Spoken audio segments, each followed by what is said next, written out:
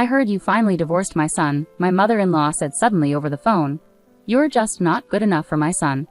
That's why I kept telling you to divorce Mason sooner," she added. I almost laughed at her tone but managed to hold it in.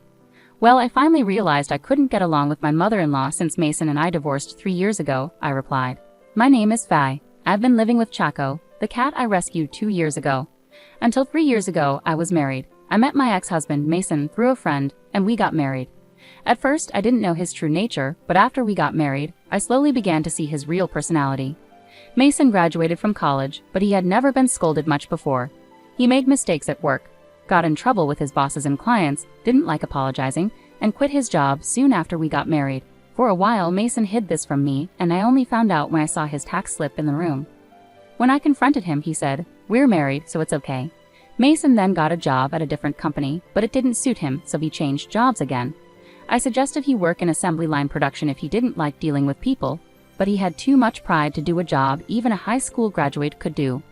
He couldn't stay unemployed, so I urged Mason, who didn't seem eager to work, and now he's working at a dispatch company. Mason is handsome, so there were always other women around. He cheated on me several times while we were dating. Each time I threatened to break up with him, but Mason would say, 'The others are just for fun. You're the only one for me, Faye,' and foolishly, I would forgive him. This cycle of being cheated on and forgiving him kept repeating. When I finally decided to break up with Mason for real, he surprised me by proposing with a ring. My parents were strongly against it, warning me that I would struggle, but I had a strange confidence that I could change Mason. So I went against my parents' advice and married him. I naively believed that everything would work out if I just stayed strong, but I soon realized I was wrong. Mason turned out to be a mama's boy. My mother-in-law resented me for taking her son away. Even though we didn't live together because her house and workplace were far away, she called me every day. She would ask, "What's Mason doing? Are you making sure Mason eats properly? You're not making Mason lonely, are you?" These were trivial calls. Instead of calling me, she should have called Mason directly. But I didn't want to be disliked by her just after getting married, so I couldn't argue back and ended up apologizing. I asked Mason to reduce the frequency of his mother's unannounced visits and calls, but he said, "Why? It's fine, isn't it? Don't you hate it when my mom calls you or comes over every day?" He didn't seem to mind at all. So I suggested to my own mother that she start calling Mason every day, just like his mother did to me. I had her ask, "Mason, what's Faye doing now? Are you making sure Faye eats properly? Are you properly grateful to Faye?"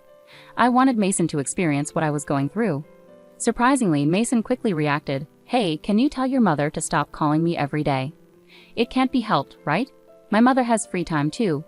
I can't answer her calls because I have to talk to your mother, so you have to talk to her." No, that's not what I meant. My mom was so happy. Normally, she would get scolded if she called every day just to talk about nothing important, but Mason was so kind and told her she could call as often as she wanted. "I never said that," I protested. "That's strange, isn't it? Because when I asked you to tell your mom to stop calling me every day, you said you didn't care about my mom calling you every day, right?" "Just because I said that doesn't mean she has to call me every day. It's driving me crazy." "Then tell your mother the same thing." "My mother is different. It's exhausting because it's your mother." "It's the same for me, so you should answer your mom's calls." "I will not answer any calls from your mom from now on." After discussing with Mason, I sent a message to my mother-in-law asking her to contact Mason for everything in the future, and I blocked her calls and messages. However, when my mother-in-law realized she couldn't reach me, she started visiting more often. She used to only come on weekends, but now she started coming even on weekdays when I was at work. She used the spare key that Mason gave her without my permission to enter the house and rummage through things as if they were her own.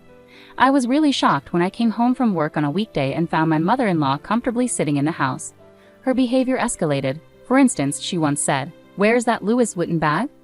"Oh, that it was lovely, so I took it." "Why would you take it without asking? Isn't the wife's stuff the same as mine?" "Don't be so uptight, Faith." She takes my things without asking or says, "Oh, Faith, I borrowed a bit of money." One day around noon, the doorbell rang. I found it was the pizza delivery guy. My mother-in-law, who often drops by unexpectedly, had ordered the pizza without asking me and told me to pay for it. I had no choice but to pay and ended up with 2 pizzas. "There's nothing for you, Faith. If you want some, order your own." She made me foot the bill, and my mother-in-law and Mason enjoyed the pizza right in front of me. I was furious, so in front of them, I took the money my mother-in-law had taken from Mason's wallet and the pizza money, and I left. That night, I ate barbecue alone. Instead of going home, I stayed at a manga cafe and came back early the next day. When I returned, I was shocked to find food scattered all over from their meal. After that day, I barely spoke to Mason. He saw this as an opportunity to start cheating. At first, he'd secretly meet or message another woman. But when he realized I wasn't interested, he openly talked to her on the phone in front of me or made plans to go out with her. I started questioning if this guy even graduated college with his outrageous behavior. Then, to make matters worse, my mother-in-law got into my car without asking and caused an accident. Luckily, it was just my car involved, and no one else was hurt, but my car was totaled. My mother-in-law ended up in the hospital with a broken hip. It's Faith's fault for not driving Mom around. You're to blame. How are you going to fix this? Mason and my mother-in-law began blaming me for the accident, and I lost my patience. Fine, I'll take responsibility and report my car stolen. Every time she comes over, she takes my stuff and money. What are you saying? The police won't intervene in family matters. Didn't you know? Even if she's a relative, stealing is a serious crime, grand larceny. We don't even live together, and she's not my biological mother. In that case, I'll file a complaint. As I stood up, Mason tried to stop me and Phil scolded me. Who's the real villain here? Your wife steals, your son cheats, and you, Phil, never apologize for your family's wrongs and always blame others. I think you're the real villain. With that, I laid out printed photos of Mason's affair and messages on the desk. Mason, let's get a divorce, and you'll pay the alimony in one go. What are you talking about? I've already spoken to a lawyer. A lawyer? Isn't that too much? If it is, just sign the divorce papers, stamp them, and pay the alimony now. Then we won't need a lawyer. You know I can't afford that kind of money, and honestly, after openly cheating like this, I don't see why I shouldn't divorce you. But Faith, you love me, right? Not at all. I've had enough of you not standing up for me against your mother, behaving badly, and cheating. If you can't pay, then I'll let the lawyer handle it. Fine, since the bank isn't open now, I'll pay it properly later. I'll sign the divorce papers right away. Dad, why? Why are you saying this? Phil, visibly angry, yelled at Mason. Don't you get it? If you get sued, it'll ruin my career. And if the neighbors find out, it'll be embarrassing. I won't stand for it. Listen, I'll lend you the money this time, but you have to pay me back every month. If you can't, I'll make you sell your organs or work on a crab fishing boat, whatever it takes to repay me. Got it? Okay. Phil was very concerned about appearances. He pressured Mason to sign the divorce papers and even made him write a repayment memorandum for the loan he gave him. Despite leaving household matters to Mill, Phil excelled at work and held a high position, preferring amicable resolutions to avoid disadvantages. However, his focus on money led him to ensure Mason signed a repayment agreement for the loan. Since the apartment was in my name, I removed Mason's belongings, mostly clothes, manga books, and hobbies. I reclaimed the keys from Mason, including the spare he gave Mill for the mailbox. Phil assured me he'd retrieve it if they didn't return it. Later, Phil compensated me for damages, and the key was returned to the mailbox. Mason complained about not wanting a divorce and who would care for his injured mother, but I ignored him, blocking his calls and messages, cutting off contact. I moved out soon after and started anew. 3 years passed, and when I'd almost forgotten them, I got a call from an unknown number. It was my mother-in-law. Faith, long time no see. I'm glad your number hasn't changed. Why is she calling after all this time? I wondered, but she started talking before I could respond. You were such a terrible wife, weren't you? You never came to see me. When I was hurt and in the hospital, you never visited. After I left the hospital and you moved out on your own, I don't understand what you were thinking. Why should I? I don't have any obligation to take care of you, do I? Well, look at that. I couldn't reach you at all when I called, and you never replied to my messages, so I got a new phone. I really wonder what Mason saw in you, huh? As my mother-in-law kept complaining, I asked her why she got a new phone and called me. So you finally divorced my son. You two were never right for each other. I've been telling you to divorce him as soon as possible. Excuse me, what are you talking about? Finally, I realized my mother-in-law's rambling didn't make sense. Mason and I divorced 3 years ago. I'd almost chuckled at the deflated tone of my mother-in-law's voice, but I held it back. We divorced 3 years ago after your accident with my car and when Mason was cheating. There were many reasons for the divorce. Huh? No way. Huh? I received my alimony in a lump sum from Phil on Mason's behalf, and I haven't contacted him since the divorce. Well, I've blocked all calls, but Mason. Then who called me? According to my mother-in-law, someone claiming to be Mason recently called, asking for money to settle the divorce, saying he had none and gave the money to a friend claiming to be Mason. I have no idea who that could be. So the guy who took the money claiming to be Mason's friend, was he definitely a scammer? I'm not sure how much was taken, but it sounds like my mother-in-law was scammed out of a shocking amount. But it's not my problem. Well then, as I tried to end the call, my mother-in-law caught my attention. Hey, don't you think I'm pitiful?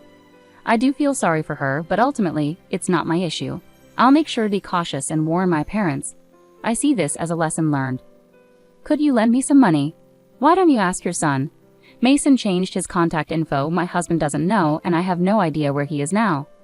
Please, I'm begging you. She was always shameless even when I was married, but I never expected this. I replied, I understand.